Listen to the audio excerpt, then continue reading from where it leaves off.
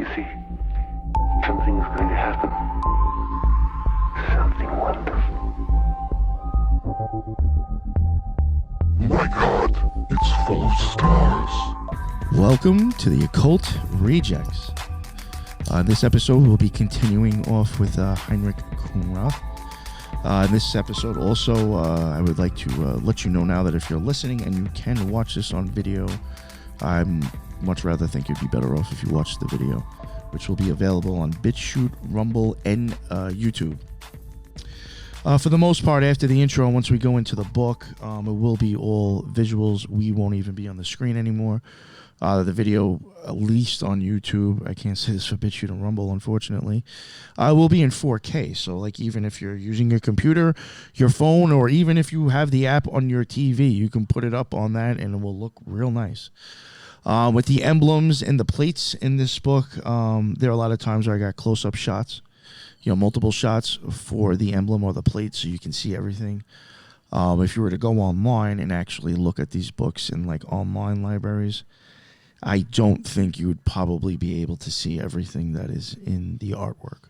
I mean, even myself, I had looked at these books prior to going down and seeing them in person, and once I actually had them in my hand and saw the images, I was like, oh my God, there is so much stuff in here. So, again, if you're able to watch it, or, I mean, you can listen to it now and go back and check out the video, that's fine too. But if you're able to check out the video, I highly suggest, especially just to see the artwork. I think it's some pretty amazing stuff. And like the last episode, I do have Liza with me. Liza, I appreciate you coming on again as well. Absolutely. Looking forward to it. Yes. And, I guess we'll just, we'll get right into it now. Although Giovanni Pico della Mirandola, which you might remember, was somebody that we have covered before, is often considered the first among Latin scholars to refer directly to the Cabala, Khunrath was familiar with Pico's work, but was far more influenced by German humanist Johann Reuchlin, which I think we covered him also, who was one of the key figures of European scholarship and intellectual life at the turn of the 16th century. The presence of his wonder-working Christian Kabbalist name of Christ, IHSVH, at the conclusion of Khunrath's 1588 theses proves that Khunrath was already influenced by Reuchlin's work in his 20s, long before the publication of Amphitheatrum. Reuchlin, known for his prominent works in Christian Cabala, authored the influential books De Verbo Mirifico, on the wonder-working word, and that was done in 1494. And he did De Arte Kabbalistica on the Kabbalistic art in 1517.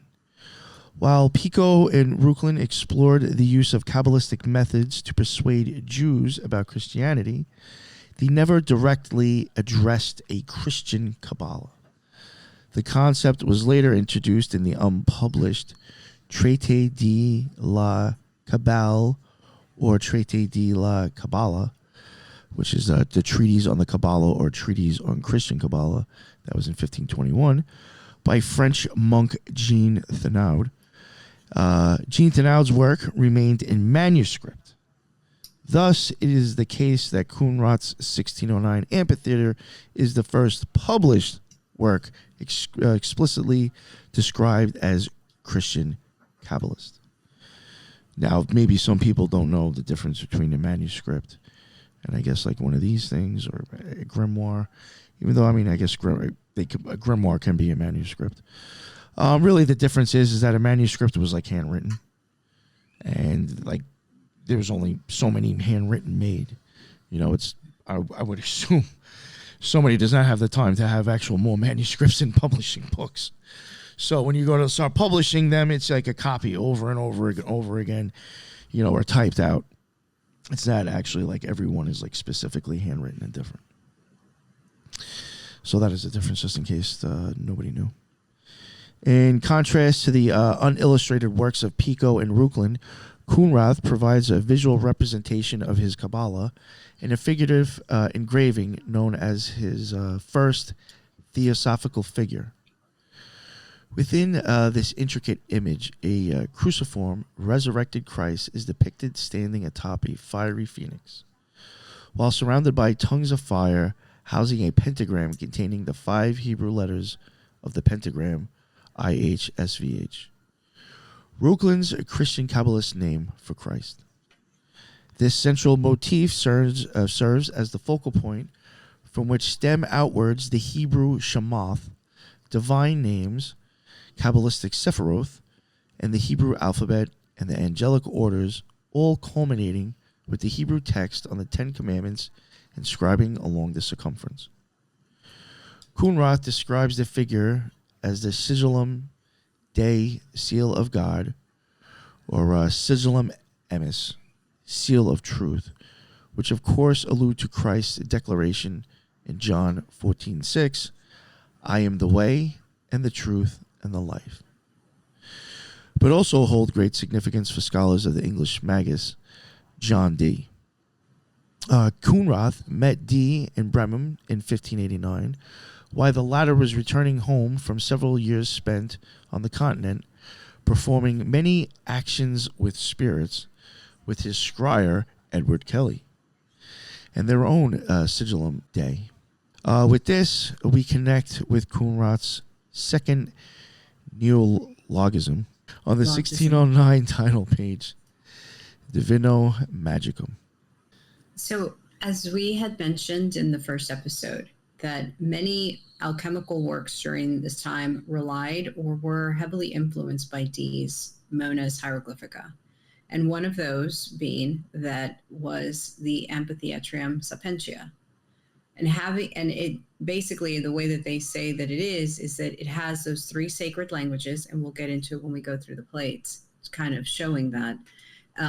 It had 3 sacred languages, as well as using the Pythagorean, Neoplatonic, and Cabala as is one piece of evidence on how scholars attribute this link. Another example of that link between Dee and Khunrath is that in the amphitheater, we see the totality of overlap between magic and alchemy.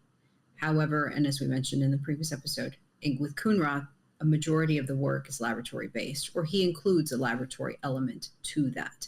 One thing I kind of wanted to mention, and that I had no idea, but some of the art engravings of Khunrath is used in art teaching curriculums by art historians, just to show the intricacies of art in and of itself during this time period. So I thought that was pretty interesting. I'm guessing it's probably like the same thing that I was realizing when I saw these images. These engravings, there is so much going on. Like there's looks like some of these things, it's like you almost have like a little town, and it's like people are all over doing their own little things, and it's like, wow, like I didn't see that, with the image that I was looking at on the computer. Mm-hmm. And I was like, I can't even imagine, like, how long did it take for you to even make one? Oof. Right. Yeah. Mm-hmm. And we'll continue. In the amphitheater, Khunrath elaborates on the concept of physical and hyperphysical magic, delving into practices that are both natural and supernatural. It is evident that he is well versed in the contemporary natural magic pioneered by the renowned Italian natural philosopher Giovanni Battista del Porta, which will be somebody we're covering as well.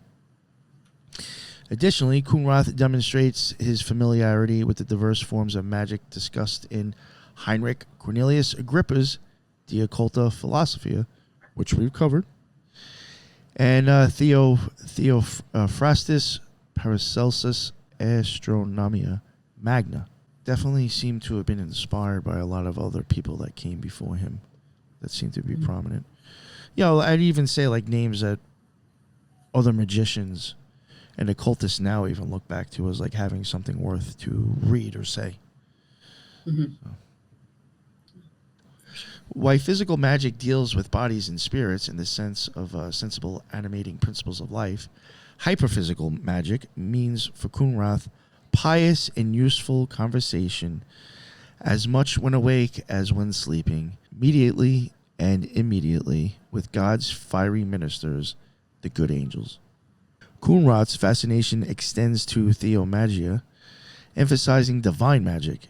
He introduces the term later used by Welsh alchemist Eugenius Philalethes, and oh man, I'm not even going to try to read this word. and John Hayden in Theomagica, or the Temple of Wisdom. So he's even like coined terms that end up getting reused. Yeah. And we kind of mentioned that in the other episode. I hate to keep saying, but just to kind of show you the continuation from episode 1. But to your point about physical magic, in the opening page of Amphitheater, Khunrath begins by describing physical chemistry, and also is describing Christian Cabala. And I really like that he gets into the physical chemistry, because that's when you kind of start to see the marry between physical chemistry and alchemy. You start to see that merging over, in physical chemistry is a more modern science that is taught in current curriculums, at least here in the US. But which you just mentioned, and we mentioned part 1, that actually, yes, he was the first person to explicitly use the term. Not so much that he was the one, basically use it in print and use it to mean exactly that, and continuously use that. And you trace it all the way to Mirandula, like you said, and Agrippa. But Khunrath was the one that pretty much put it into print and kept using it. And that was the same thing with the phrase divine magic. So he kind of coined those two, or at least they're attributed to him. Yes, and the other book before that I wasn't going to try to even pronounce, by the alchemist Eugenius Philalethes, is Anthroposophia Theomagica. Actually, it wasn't that hard to say once I really looked at it. It just looked long. I was like, I can't even do this. And the other one, just to say it again, who is John Hayden in Theomagica, or Temple of Wisdom. Khunrath was undoubtedly familiar with Agrippa's stuff with his fellow German occult philosopher, Abbot James Trithemius. So, I think when we had covered, again, 2 characters we've covered before, we've covered Trithemius. Agrippa learned from Trithemius, so Khunrath was, kind of familiar and even understood that one had learned from the other. Their discourse delved into degenerated status of magic and proposed ways to reinstate it to a respectable standing within the Christian world. This interaction likely influenced Khunrath's own views and pursuits in the realms of occult, philosophy, and esoteric practices. Agrippa, considered one of Khunrath's most esteemed sources, offers valuable insights into Khunrath's concept of divino magicum and his work on the vanity and uncertainty of the sciences. Just leave it at that in English.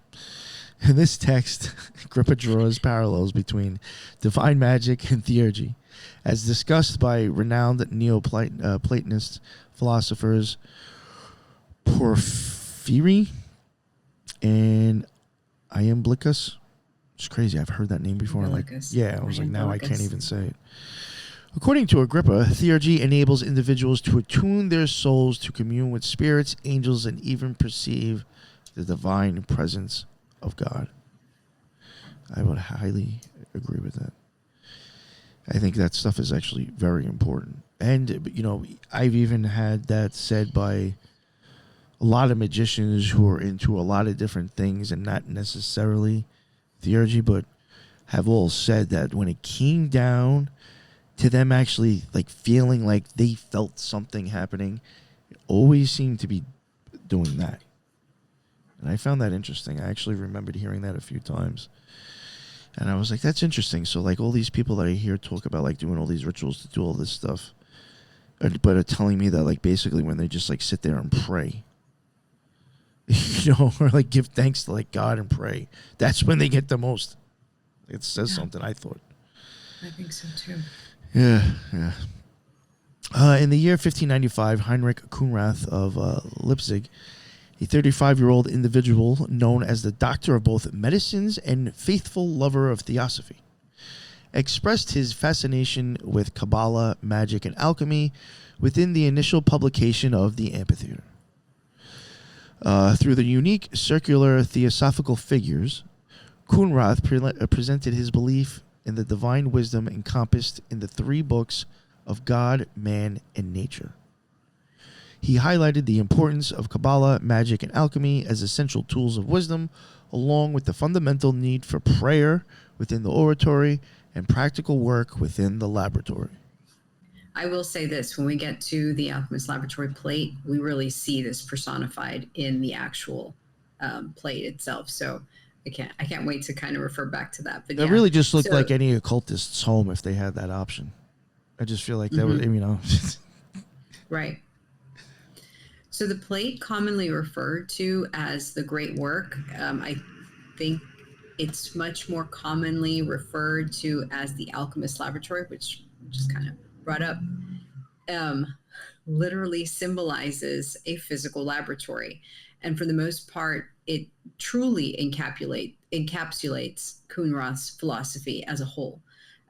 Especially in particular, the engraving is framed in such so that it has like the prima materia of alchemy, and then as you go in towards whatever, it leads to eternal Christian wisdom. So you'll kind of see that a little bit illustrated in that plate. Yes. Indeed, the amphitheater's full title contains 3 neologisms. The compound words Christiano Kabbalisticum, Divino Magicum, and Physico Chemicum, which is Christian Kabbalist, divinely magic, and Physico Chemical. These neologisms are to be understood together as part of a grand system already foreshadowed in his major work on magic in relation to alchemy, on the fire of the mages and philosophers, where Khunrath declares not only reciprocity and interconnectedness of his 3 practices, but his utter conviction that Cabala, magic, and alchemy conjoined should and must be used together and alongside one another. I'm just wondering, like, how influential were these people, or even this guy, with the way we are now because of that? Right. Like even the Hermetic Cabala, in a sense, is doing that. And were they almost, these people, kind of responsible for the Hermetic Cabala itself? I think so. I do think so. Because again, we see Michael Meyer, when we covered him, he was very adamant about always having all 3. And then you see these offshoots where they're only concentrating on one. I think I even saw a video where they're like, I'm not interested in physical alchemy. I'm only interested in spiritual alchemy. And I'm thinking, then it's not really alchemy. Like, what are you combining then? It's just, that's my opinion. That's a novice opinion, of course. I appreciate that. Apparently dissatisfied with existing alchemical terminology, such as the classical Greek chirosophia, or the art of gold making, or the Paracelsian neologism spagyria, the art of separating and reuniting, Khunrath invents the Neo-Latin copulative compound physico-chemicus. This guy loves coining new terms, huh? You know what? And tell you the truth, what's funny? Like, if you come up with these new words and people start repeating it and acknowledging it after the fact, that is magic in itself. I really do think. Yeah, because you just invented something. Yes, you have planted something into someone's brain now. I didn't even think of that, but you're right. That's serious. Wow. As silly as it sounds to me, that's serious magic right there. And the thing is, what's funny? Shows you how good they were in the past. All they had to do was write something. You didn't need to see it on TV. You didn't even need to hear it. You just had to read something. And that stuff got you. And it stuck. And then it just took off like wildfire. That's like Toth. And he has the scroll on Hode. Writing. So, you know what I'm saying? Yeah. That can be some serious magic, just putting pen to paper. So that was like the first viral moment, right? Things going viral. Yo, right? That's funny. Right? Just think about all those times we passed notes in school. And we come up with our own words and it's stuff. Yeah. All right. The first 2 compound words on this 1609 title page, Christiano Kabbalisticum and Divino Magicum, they're both hybrids of Latin and Hebrew, and Latin and Greek, kind of, express the interdisciplinary conjunctions and combinations in Khunrath's oratory, and laboratory. The title page drives the message home in various ways. Firstly, the foundations of the two Egyptian obelisks bear the famous message of mutuality and reciprocity. Let's keep screwing that up. From the emerald tablet of Hermes Trismegistus. And in there, yeah, you could give you the quote. Actually, I'm just going to do it in English. That which is below is like that which is above. Secondly, the work is polyglot, including words in Latin, Greek, and Hebrew. And thirdly, the Pythagorean Tetractys. Yeah, say that again. You covered it. Tetractys. Yeah, so you've mentioned that in the past too. I literally had to look up how to pronounce that and use it all day long just to train my brain to say it. So yeah, Tetractys. You think that's where they got Tetris from? No. I think so. I do. But like, I do find that interesting how like mixing of these words, you know, and how it has like all these different languages in there. That's the whole layering of like the alchemy of words, of taking two different words and merging them. Yeah, so like that even makes me wonder like how much is that still done today, and maybe we don't even notice. Yeah, you know, especially in people's writings. I think so. Yeah. So Khunrath modified his description of wisdom's three handmaids between the two editions of the Amphitheater. The second edition appearing posthumously in 1609. In the 1595 edition, they appear on the title page as Cabala, Magia, and Alchemia, with Alchemia being glossed a few lines further down as Physico-Chemicum. Khunrath explicitly states that the theosopher is required to be a greatly experienced and expert manual practitioner in the works of physical chemistry. Khunrath Amphitheatrum, the 1609 version, the title page containing the divine Hebrew name IHVA at the top of the image is echoed by a triangular mound at the base, with the signs for Khunrath's three main protagonists in the generation of the Philosopher's Stone, Sol, Luna, and Mercurius. The amphitheater's theosophical figures, which remain the same between the two editions, save for one or two minor changes, seem to follow the title sequence. Certainly figure 1 of Christ cruciform, primarily focused on Christian Cabala, while figure 2 of the Rebius, or hermaphrodite, addresses the physico-chemical alchemy. The image of Adam Androgyne, which is one of the plates that I found very, very interesting as well, gives us a first imitation of how Khunrath relates these two disciplines, for it references both Cabala and alchemy with the distinct sense that man, as the theosopher, is a divinely magical conduit between the two activities.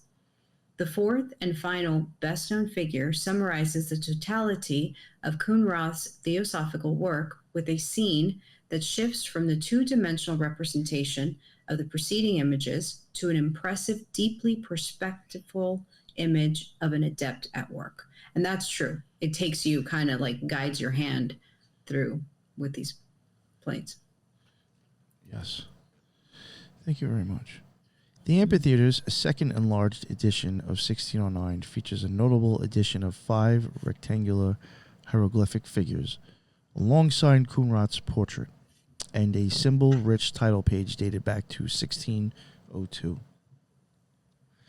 This edition also includes an owl engraving found in 2 other works by Khunrath, which I think I remember seeing that actually. I'm pretty sure I have pictures of it. 3 of the 5 double-page rectangular engravings credit Khunrath as the inventor, constructor, and fashioner. Khunrath's portrait reveals the engraver to be Johann Dierix van Kampen, who created it in Magdeburg when Khunrath was 42 years old.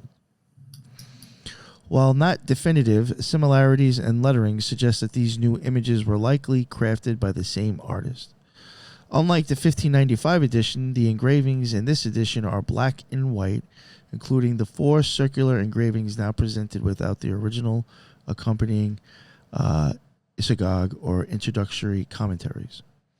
This change was made to align with smaller and more standardized folio format of the enhanced edition.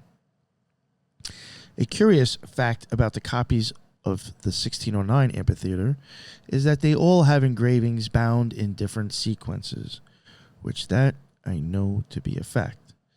It is doubtful whether any real order was ever intended for the later rectangular engravings.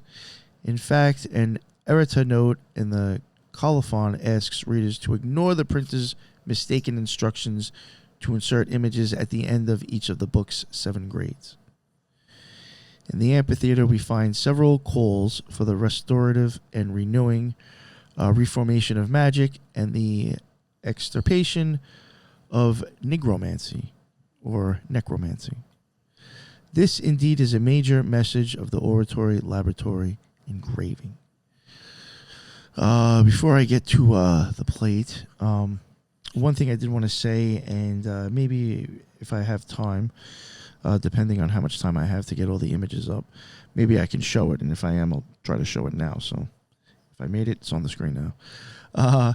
There is differences between the books, because when I went to up to Yale to go look at these books, they had 2 of them, and I took both of them out at the same time. I think I had explained this possibly in the last episode, and I will show you, like, when there's a difference, you know, I show it. And I think, like, at first I even show you, like, page by page as I opened it up. And then right off the bat, not too long in, you already start seeing differences, you know, especially with the first image, because I think one book went into, like, writing and the other one went straight into images or something like that.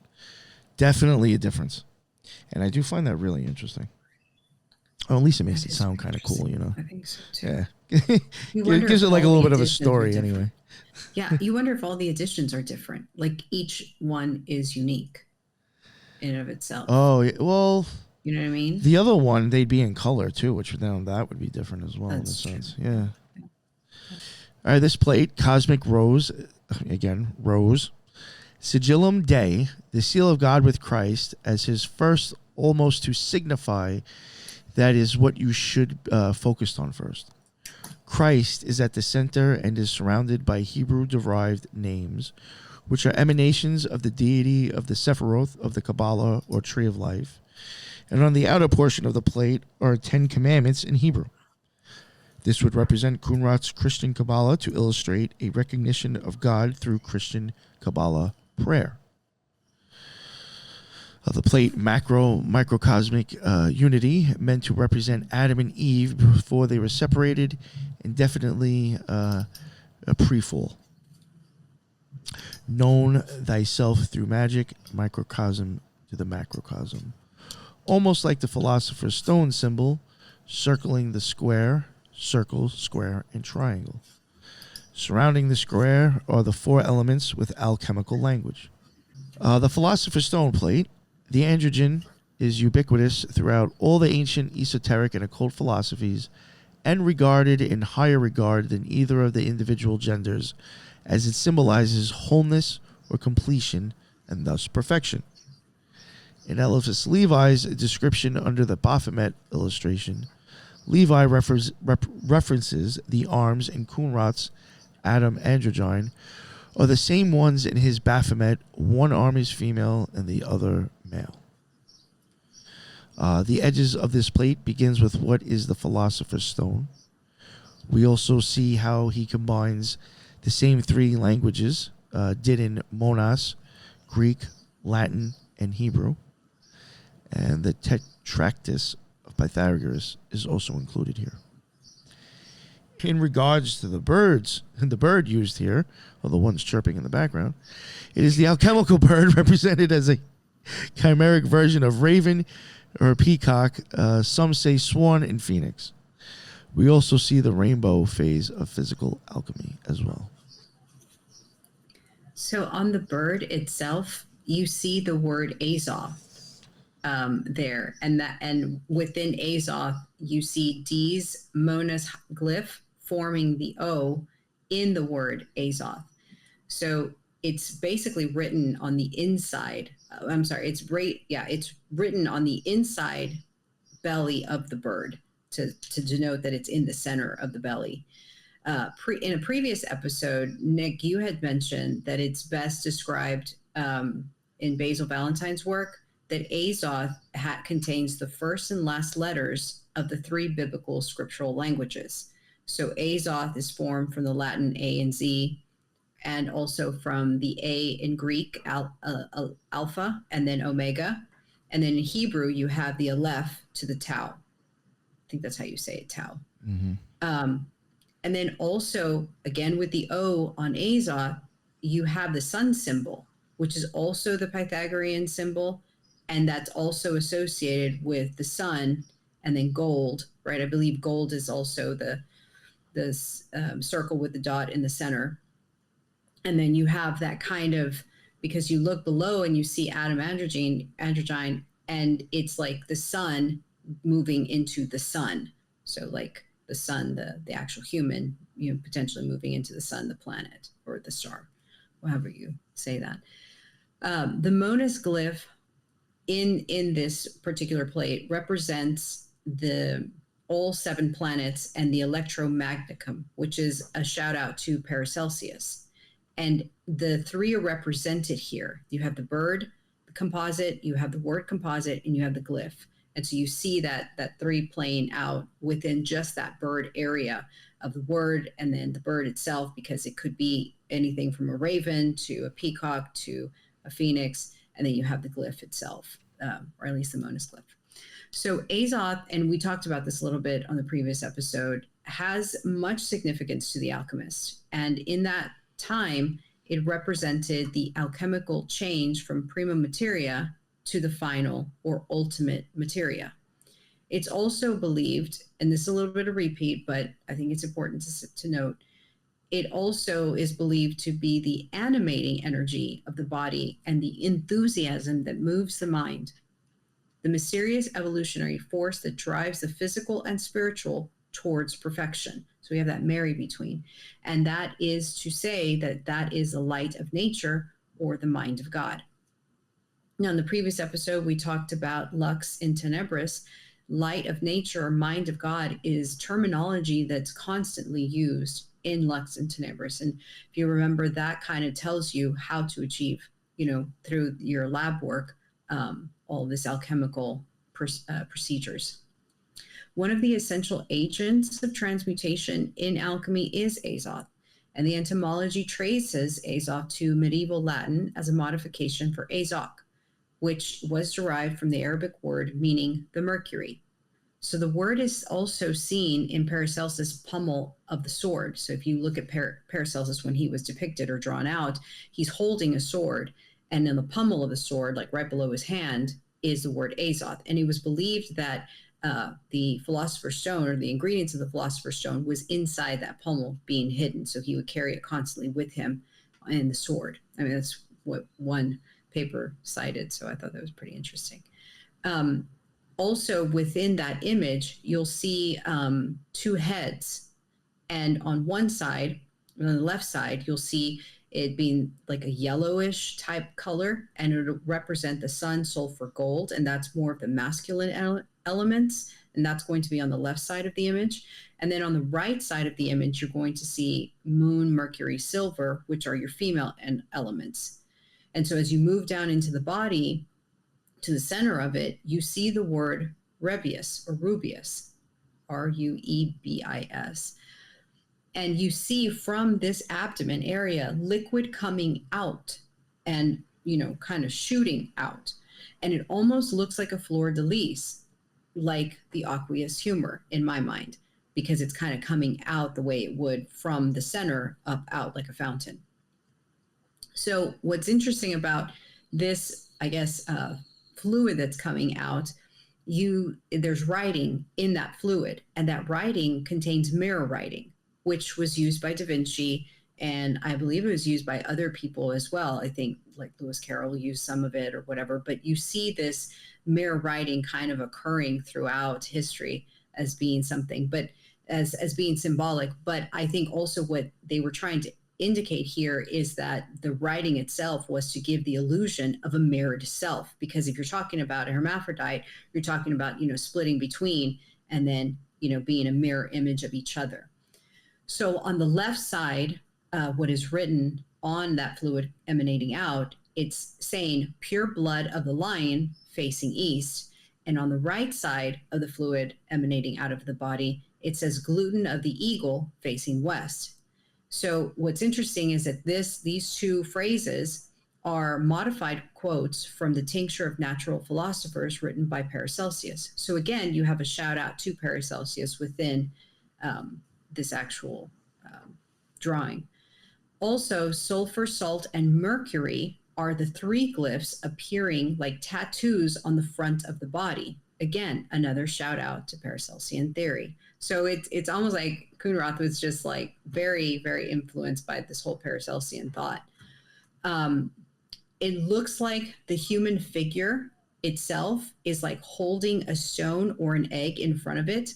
And immediately I think philosopher's stone, because within the circular object that he's holding in front of him, you see the symbol of the philosopher's stone. So you're like, oh yeah, it is. But in more so, it almost gives the notion that because it's in the center and that hermaphrodite is holding it over their groins or the reproductive organs, it brings to mind like an egg, like maybe it's like giving birth to something. So for me, it's like instead of holding a fig leaf, you're ashamed of your nakedness. The philosopher's stone emanating forth is the egg or the cosmic egg to be, I guess, to put forth that which is yours and comes, to fruition by joining the two genders. Sulfur indicates the soul married to spirit. Mercury plus body and salt are what holds the what's in that written in that philosopher's stone. So if you look at it carefully, that is kind of given that pictograph in there. What I also wanted to point out, the whole body salt thing, that isn't it true, and correct me if I'm wrong, is that whenever you want to, I guess, entrap something, you encase it in salt, or you put salt around some sort of something to hold keep things in. out, or keep things in. And so if body is kind of represented by salt, it's almost like it's trapping the soul and not letting it out or not letting anything in. I don't know. That's kind of something that came to mind at that point. Makes sense. It's even kind of stuff that I have wondered about, the eating of the salt and oil and initiative stuff, that I've talked about before in the past, because I'm like, it's kind of like grounding in a sense, I think. Right. Yeah. And there's much more to the plate itself. I mean, that's just a little snippet of the center part of that plate. But I mean, even just with that center part, there's so much being told in that little area. And again, you see that three kind of themes circulating throughout. Yes. Even with this plate, when you mentioned the fleur-de-lis before, I'm glad you did, because it reminded me that I have wondered if somehow there is like kind of like eyeball symbolism in this, where I thought like the bottom part might have been like the lens, and the arms technically kind of would be like the zonules of Zin, I would assume, which what is raises or lowers the lens, which changes your pupil.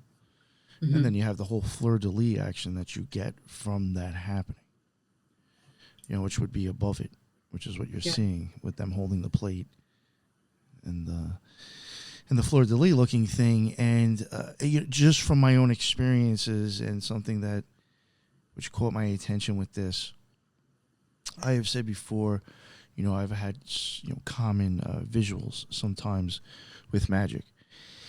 And I'm pretty sure I have said over and over again, like very bright, almost like glowing neon type of like spiraling colors coming out of like an eclipse looking thing. And, above their head, you do have a peacock, which will have very, very bright colored feathers. And then behind that peacock, you have swirls.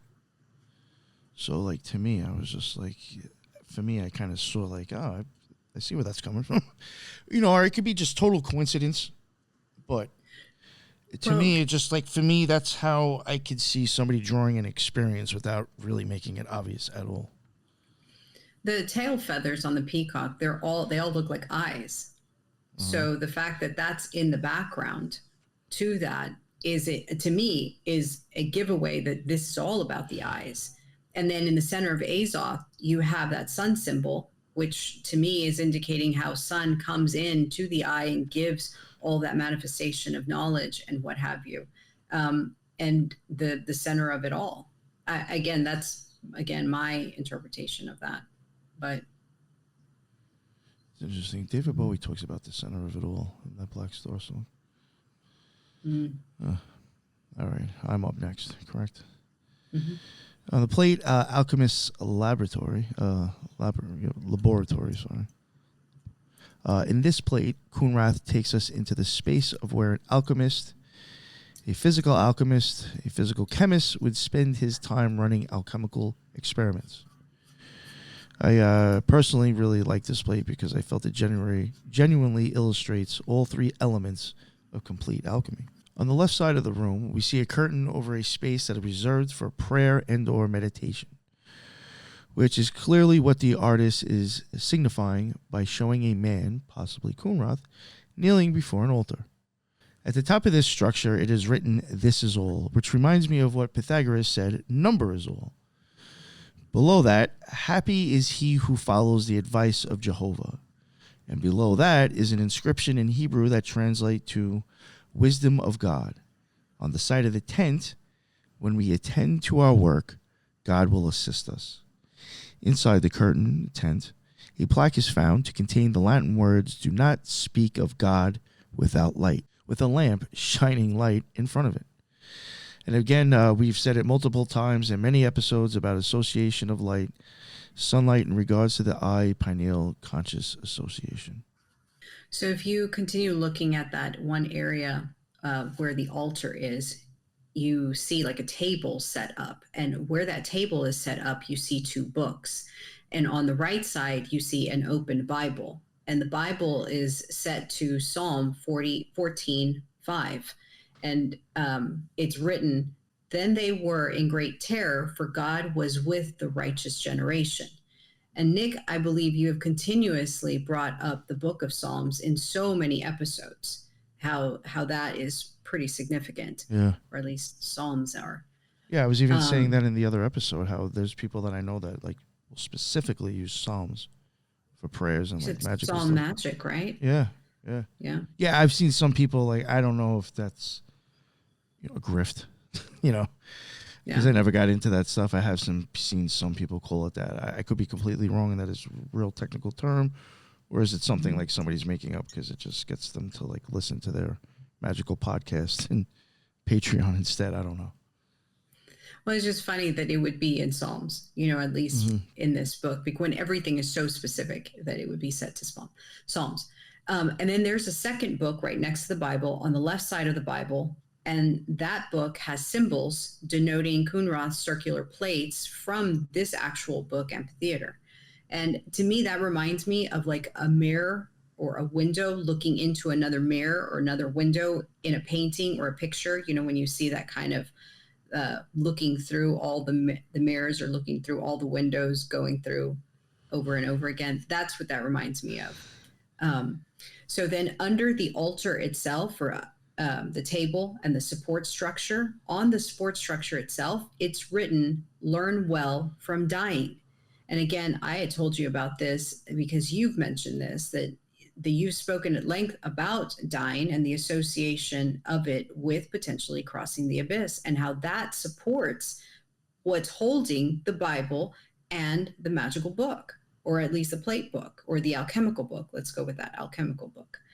So as a way to say that as you learn as a student, learn from what dying can reveal. But some scholars will write that, no, you should have awareness as you come to contemplate death. And I think it could be both. But listening to what your experiences have been and how you have associated some of this stuff with crossing the abyss, I think your definition fits a lot better in this entire description than some of what the scholars are saying. That's just my opinion. Oh, thank you. Yeah, you're welcome. Awesome. Yeah. So then off to the left of the altar, you see smoke coming off incense, burning, kind of like plume coming out of that incense container. And there's words written inside of the smoke. And inside the smoke, the words are, prayer rises like smoke, sacrifice agreeable to God. And this is exactly what you were saying earlier, how like you have these people doing all these rituals and what have you, they're setting all up, and, you know, they may or may not get what they're, you know, hoping to achieve. But then you have these people who will pray, sit and just say a prayer, and they will achieve probably more than all of the other, you know, fanfare. And that reminded me of that, the actual, you know, about prayer rises like smoke. On the right-hand side of the entire plate, you see the laboratory, like the actual lab bench.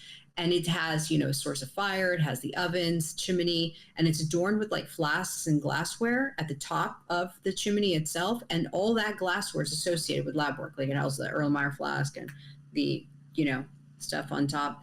On that actual chimney, it has 2 columns supporting the chimney. And on the coat of arms further sitting atop is an inscription that reads, neither rashly nor timidly. So you kind of start to see that this is how you should approach your lab work. And then along the molding of the actual framing of the chimney is written, that which is wisely tried again will sometimes succeed. Then off to the side of the chimney, you'll see the flasks up at the top, and you'll see that they'll have like chemicals in them or some kind of liquid, and each one is labeled with something. It was too small for me to make out, but I think one of the scholar papers, they said something like it had potentially a symbol for mercury or rosicquali or highly or something like that. And I'm not familiar with all those chemicals, but they mentioned that some of these chemicals are like source chemicals for the beginnings of your work with alchemy, especially physical alchemy. So there is at the bottom of the chimney a basket with coals. And then on the actual basket itself, it'll say, do not hold back from using coals. So it's funny how everything has its own description. And it's funny because when you go into a laboratory, everything's labeled. There's nothing never labeled in a lab. I mean, even people's desks are labeled, you know, like I sit here. So it's funny how to look at this plate and how everything has some sort of words or some sort of message. And it's very reminiscent of being in a laboratory with constant labeling. So also, as you come closer out into the plate, you see 3 different furnaces. On the left side, you see an alembic with its receiver, which is used for distillation. We covered that with, you did, with Mary the Jewess. And in the middle, you see a tall furnace, which is used like as a heat source. And on that actual furnace has the words festina lente, and it means the more haste, the less speed. So it's telling you to kind of like slow down or don't speed up or what have you. But then to me, it reminds me of dualism, of this balance between the two, right? Then next to the furnace, you have a box containing more lab glassware that looks like the reagents inside are reaching like boiling, because it looks like there's bubbles inside the liquid. So you see like an actual experiment happening right in front of you, right in front of the plate itself. So in the center of the plate itself looks like an island or like a table island. And atop of that actual table island are musical instruments. And on the tablecloth that kind of falls in front of the table, you see an inscription that says, sacred music makes sadness, bad spirits fly away. Spirit of Jehovah sings happily in a heart filled with holy joy. And I had to look this up because I wanted to know somebody's interpretation on this. And it was interesting and that how like, if you have this marrying between the physical and the spiritual alchemy, it should be like music. It should be, emanated out like something joyful. So you have on either side the books for spiritual alchemy, and then you have on the right-hand side the flasks with chemicals, which is physical alchemy. To the back of the table or that island area where there's a chair that's visible, And if you look closely where that chair is on that side of the table, you'll see writing tools are found on the left side, which again correspond to the books where we just talked about the whole spiritual side of alchemy. And then on the right side of the table, you have the actual scales or modar and pestle found to be associated with the lab. So everything in that plate is cut down the middle. Everything that belongs to the lab is on the right side, and everything that belongs to spiritual alchemy is on the left side. And everything associated with that. So then as you travel into the plate and keep looking in towards the plate, you go to the far back of the image, and to the left side is a bed, or the alchemist's bed, right? He doesn't leave his lab. He basically does all his work, goes to bed, and then gets back up and continues on. But if you go to the center of that, or the plate, you see a door leading outside of the lab. And on top of the door, kind of in the ceiling area, there's an inscription written that says, "Be vigilant even when asleep." So I think you mentioned something like that about sleep and constantly having this awareness of what's going on, or knowing what you dream. Right? Yes. I think you had mentioned something like that. And then at the very top of the plate, you see a light source or a chandelier, and it has 7 candles burning, and it's supported by a structure that looks like a 7-pointed star, which is a heptagram. The heptagram, I believe, is supposed to be interpreted as a bridge between the realms, or between worlds. It's also used by alchemists to represent the 7 elements of the world, or the 7 planets. And Christians use for the 7 days of creation. And I think also 7 planetary metals, right, is also symbolic with alchemists. Yes. So on the very tippy top of that actual ceiling area is written, "No man can be great without divine inspiration." And so you see all of this at the bottom, like don't forget to use the coals, and then, keep trying harder, and, what have you with Psalms. And then at the very top, it tells you, it reminds you of God. And so you see this whole layering within the plate of exactly all of the necessary elements that are needed for alchemy. There was a scholar that wrote something about this plate with Khunrath, and I wanted to read it because I thought it was extremely fitting. For Khunrath, alchemy could only be pursued by uniting the inner spiritual struggle for closeness with the divine with the outer experiments of laboratory work, and the two brought together in harmony like music composition. Contemplation and prayer were as essential a part of the work like poring over crucibles and feeding one's furnace with coals.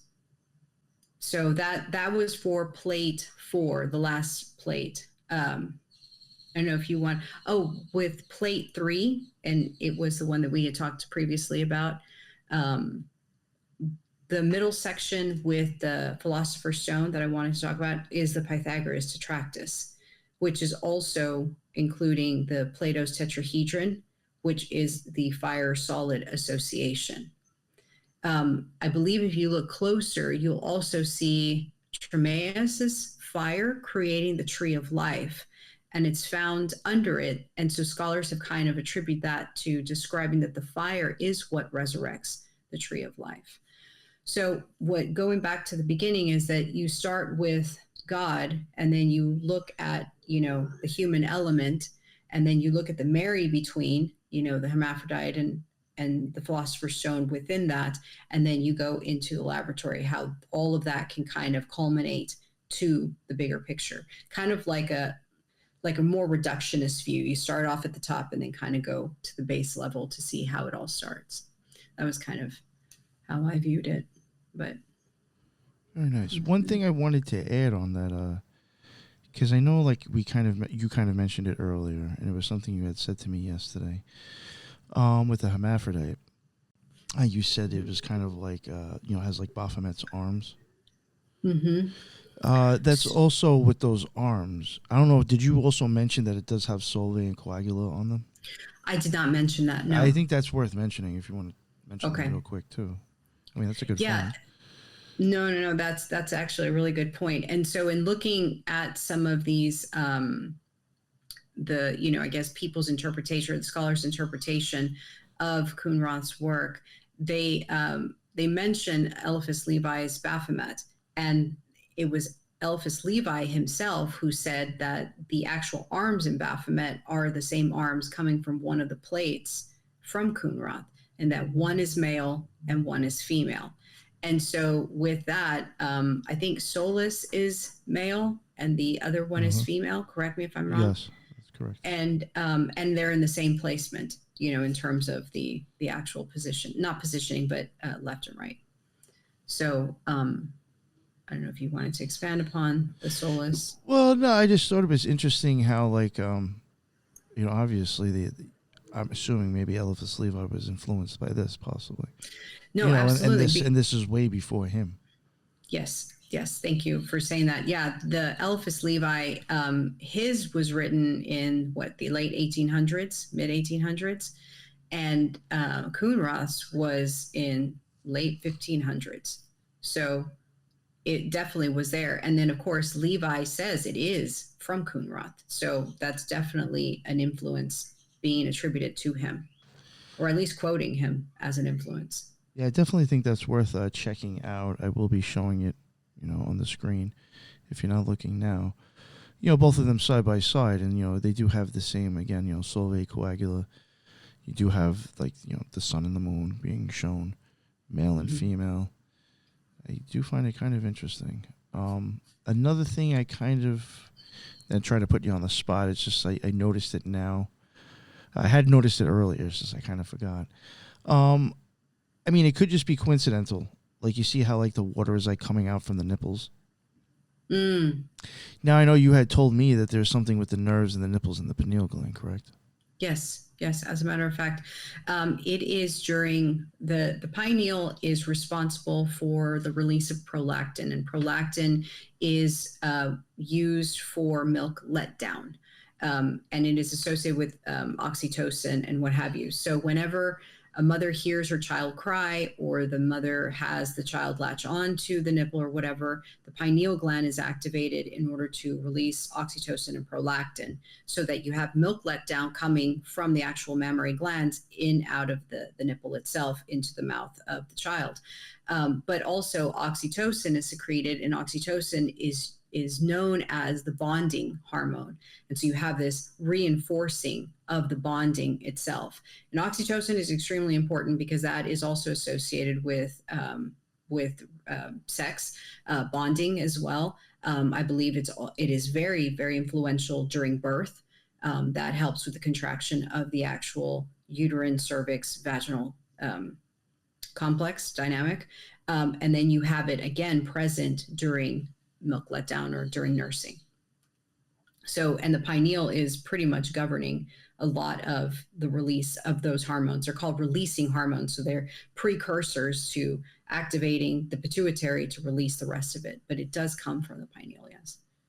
It was great for being put on the spot. I hope I got it right. Yes, I think I wouldn't know. Somebody in the comments is gonna be like, "No, it's completely wrong." Yeah. Somebody will let you know for sure.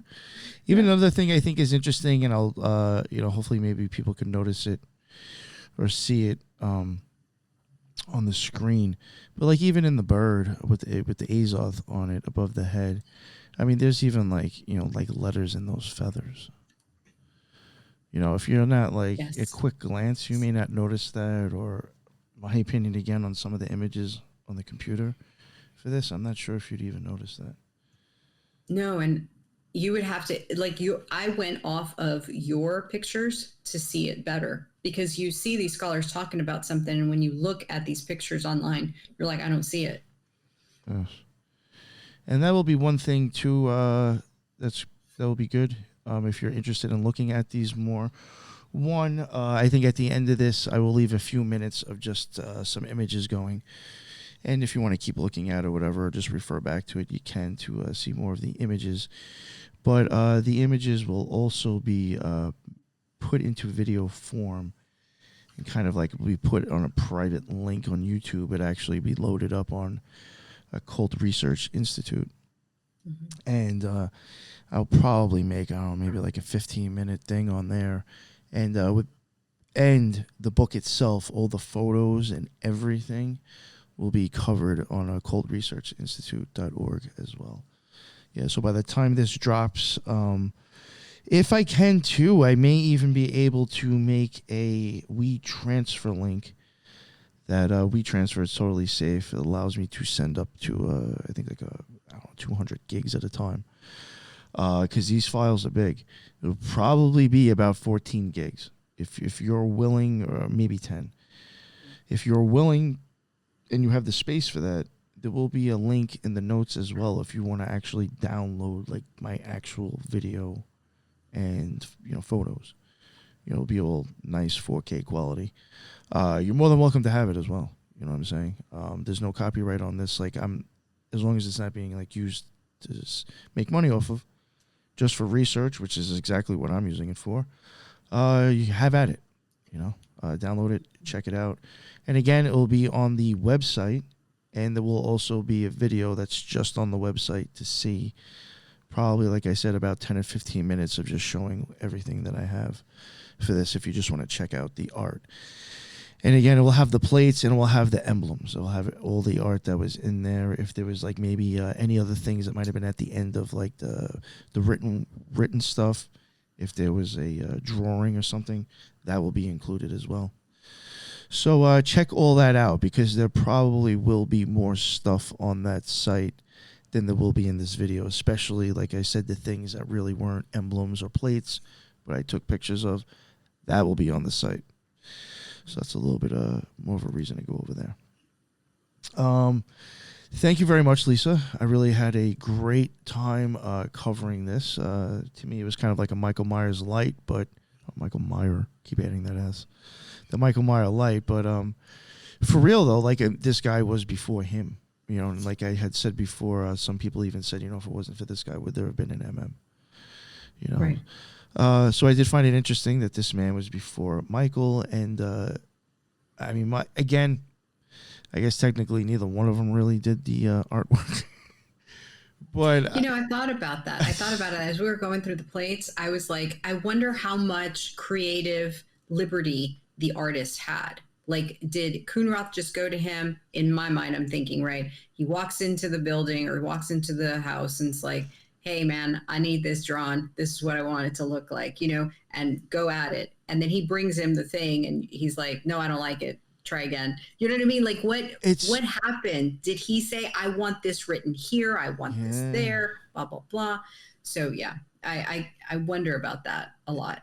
That's kind of another reason why I want or wish I could, because it's kind of hard to find anything on these people who do this artwork for these, for Michael Meyer and Khunrath. Because, again, with the guy that I had to get a little bit more specific about certain stuff because I knew he wasn't totally understanding where I'm coming from. Right. Did these guys have to give like this huge laundry list? Or, this is my opinion, I really do think these are probably people who kind of had their own experiences and understood, and they were probably given, some sort of like, this, I would like that. That would be great, and probably some own understanding where they could really make it look nice and add their artistic flair and it matches. Right. I really do think it might be that one more. That's just my opinion. I do too. I just think it would make it so much easier. It would. Especially if you're going to have like Michael Meyer, 50 emblems. Yo, imagine trying to get somebody to do 50 emblems for you that really doesn't know what the hell you're talking about. Oh, that'd be a nightmare in itself. Yeah. But it would be more interesting to look at some of these artists because it's through their eyes that we're interpreting everything. Yeah. But again, check it out after the end of this. Again, a few minutes of some video footage and pictures. And also go check out Occult Research, occultresearchinstitute.org. I mean, there's actually plenty of stuff on there besides this that has been added recently.